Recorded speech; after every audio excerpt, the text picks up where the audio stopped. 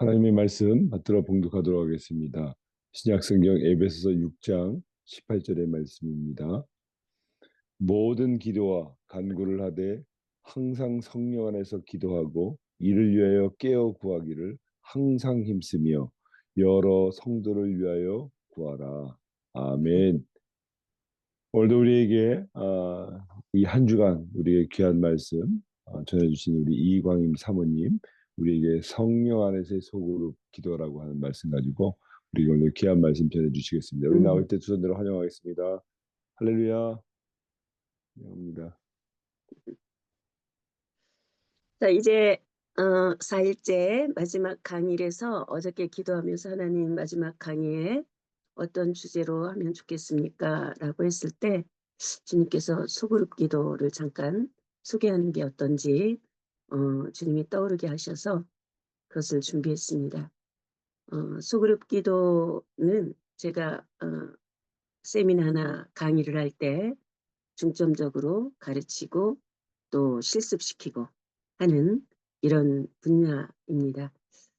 자, 우리 기도에는 크게 세 가지로 나눌 수 있는데 첫 번째는 개인 기도가 있죠. 그래서 하나님 앞에 친밀함을 유지하면서 또 하나님이 우리를 다 다르게 지은 것처럼 기도의 형태도 다 달라요. 그래서 어떤 사람은 부르짖는 기도 좋아하고 어떤 사람은 묵상하는 기도 좋아하고 또 어떤 사람은 뭐 조그맣게 말하고 또 논리적으로 따지면서 기도하는 사람 있고 이런 거 없이 그냥 감정이 더 풍부하신 분은 뭐 부르짖고 울고 뭐 이렇게 여러 형태로 기도해요. 그런데 이 기도의 장점은 하나님 아버지와의 친밀감을 가지면서 우리가 기도할 수 있습니다. 그 다음에 두 번째 기도의 형태가 있다면 대중통성기도. 제가 다 이렇게 만든 겁니다. 제 책에 이렇게 그대로 나와 있는데 우리 한국교회가 우리 통성기도를 많이 하고 있고 힘 있는 기도죠. 제가 해외에 나가서 전도하고 그럴 때 초반부에 85년도인가 그때쯤 호주 뭐 이런 데 가는데 외국인들하고 전도여행을 하는데 그분들이 저에게 한국인인 저에게 관심을 가져요. 한국은 왜 이렇게 부흥이 됐냐? 한국의 기도는 뭐냐? 어떻게 그렇게 하냐? 뭐 이런 질문들을 하는 것을 보았습니다. 근데 그 한국교회 기도가 굉장히 많이 알려져 있는데 이것은 통성기도죠. 제가 91년도에 싱가포르에서 중보기도 학교를 하는데 한국인이 3명 참여했는데 그때 당시 학교 교장 선생님이신 폴 허킨스가 한국 사람 3명 나오더니 대중통성기도, 통성기도를 앞에서 실습하는데 두 손 들고 주여 삼창을 좀 해달라는 거예요. 사실 저는 주여 삼창 이런 것들을 별로 이렇게 달갑게 생각하지 않았던, 좋아하지 않았던 그때였거든요. 그랬는데 앞에서 시키니까 저희 3명이 두 손을 들고 주여 주여 주여 이렇게 했죠. 그랬더니 우리 외국인 학생들이 간사들과 함께 그것을 따라하는 거예요. 근데 제가 거기서 목도한 거는 우리가 주여 주여 주여 할 때 마음이 확 모여진다는 거예요. 그리고 이것이 쫙 올라가서 하나님의 보호자를 타치하면서 그 보호자를 타치할 때 성령께서 임하시기 시작하면서 우리 안에는 누가 건드릴 수 없는 폭발적인 성령 안에서의 기도가 꽉 하고 일어나는 것을 보면서 야, 주여 삼창이 저런 것들을 만들어내는구나. 위력이 있구나. 라는 것들을 경험하면서 오히려 외국인들이 오히려 객관적으로 잘 보고 이거 귀한 기도라고 얘기해 주는 것을 통해서 제가 깨달았던 그런 시간이 있었습니다. 이런 통성기도, 우리 기도 리더자에 의해서 기도 제목이 주어지고 그리고 모든 성도들에게 한마음이 되어서 이끄는 이런 대중 통성기도는 계속되어져야 되고 더 풍성하게 일어나야 될 것이라고 저는 믿습니다. 그런데 제가 가르치는 이 소그룹 중보기도는 어떤 것이냐면 개인 기도의 장점 그리고 대중 통성 기도의 장점을 결합한 것이라고 볼 수 있고 또 하나는 오늘 읽었던 우리 기도에는 두 가지가 있는데 하나는 성령 안에서 기도할 수 있고 또 하나는 우리가 기도하지만 우리 육신의 힘으로 육신의 뜻으로 기도할 수 있다라고 하는 것입니다. 근데 에베소 6장 18절에 뭐라고 그랬습니까? 모든 기도와 간구를 하되 우리가 하나님의 네. 전신갑주를 다 취하고 그래서 그런 모든 것을 하고 그 다음에 18절이 나오는 거예요. 기도에 관한 말씀. 근데 어떤 기도를 이게 영적 전투에 관한 말씀이잖아요. 근데 어떤 기도를 해야 되는가? 그것은 바로 성령 안에서 무시로 기도할 수 있도록 깨어 구하라. 항상 힘쓰라 그랬어요. 다시 말하면 우리가 성령 안에서 기도하기 위해서는 깨어 있어야 된다. 힘써야 된다.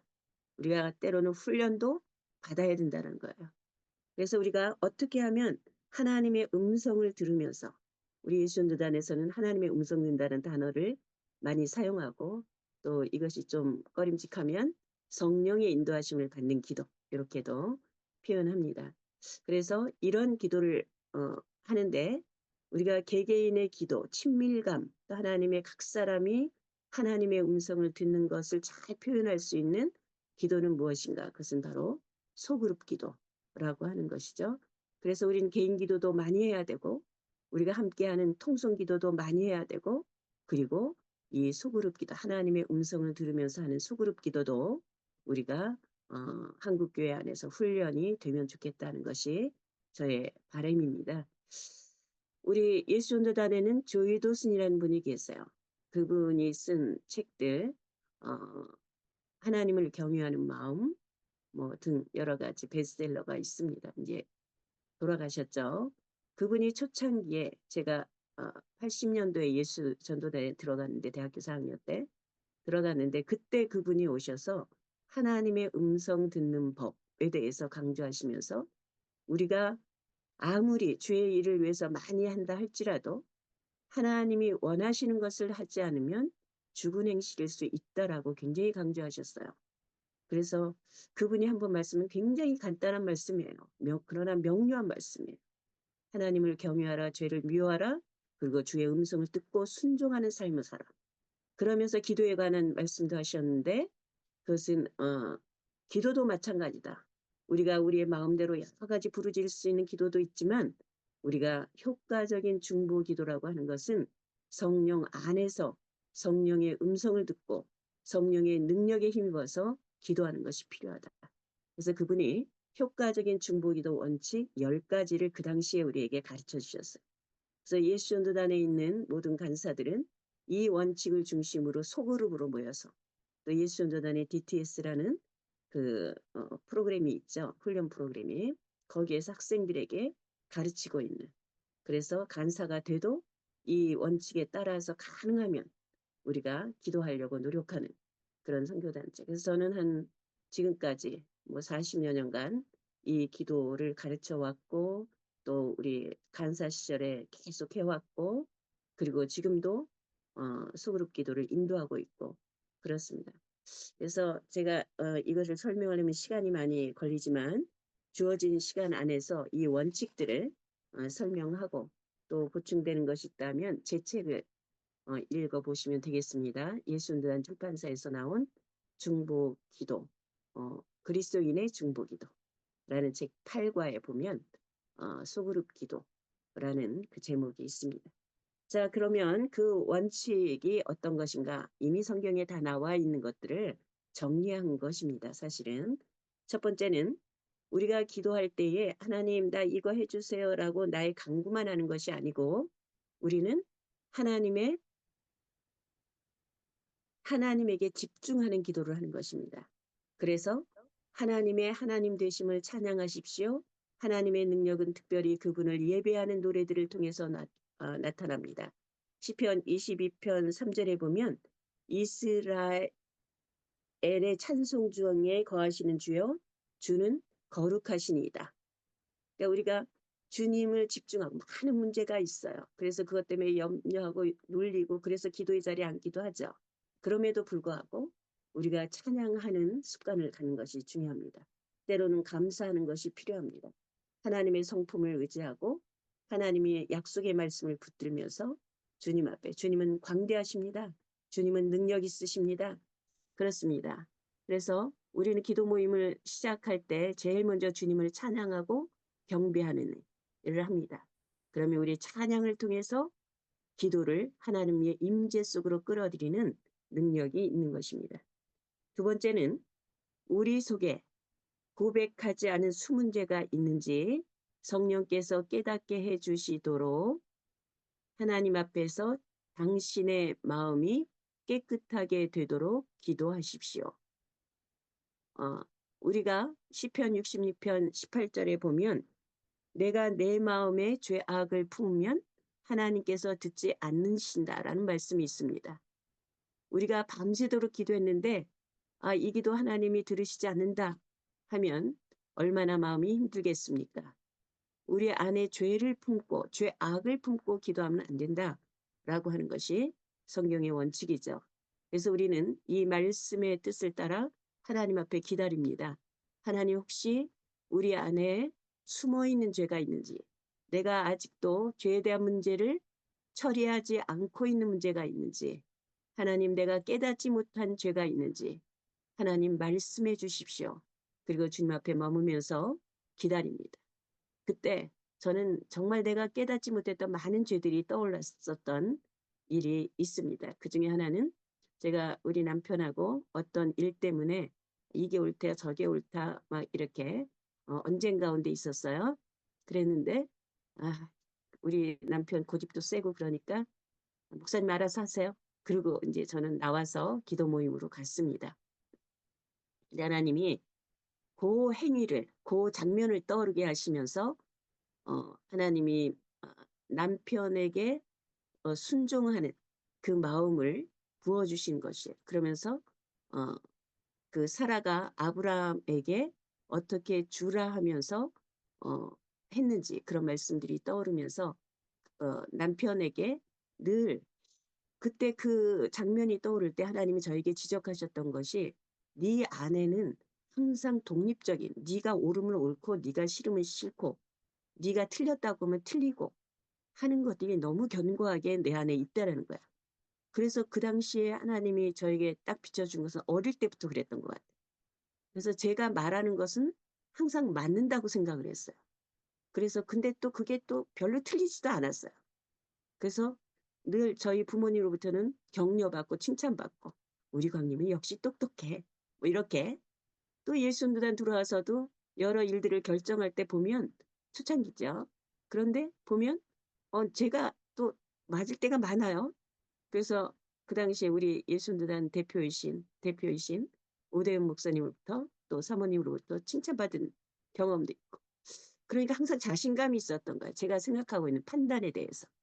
근데 하나님이 그날 지적하시면서 그런 부분들을 네가 어릴 때부터 갖고 있는 독립정신, 독립의 영 너가 맞으면 다 맞은 거야.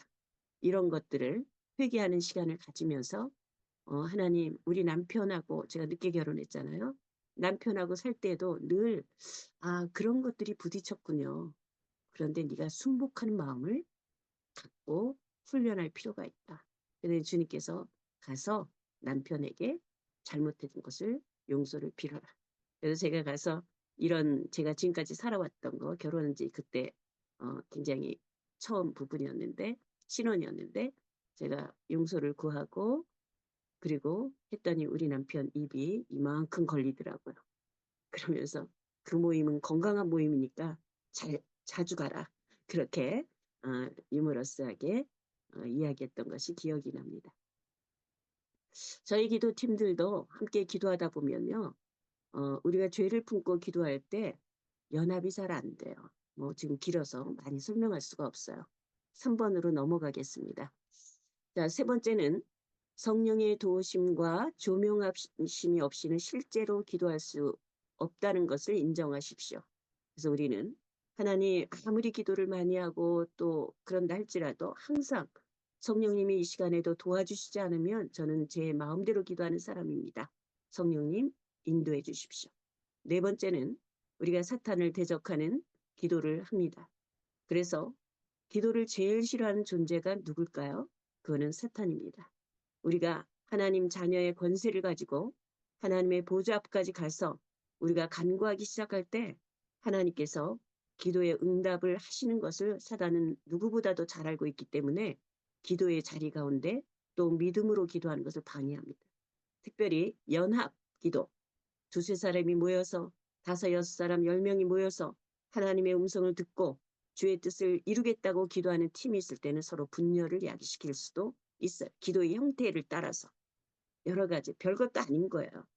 그렇기 때문에 우리는 이런 사단에 대해서 우리가 명할 수 있습니다. 이 기도 모임이 하나님의 음성을 듣고 연합해서 기도하는 것을 방해하는 어둠의 영은 떠나가라 라고 명하는 것입니다. 이렇게 명하기 시작할 때 어떨 땐 영적으로 깨끗해지는 것을 느낄 수가 있습니다. 다섯 번째는 이제 무엇을 위해서 기도해야겠다고 느끼는 당신의 상상과 욕망 또는 당신이 이미 갖고 있는 기도의 제목들을 일단 버리는 것이 중요합니다.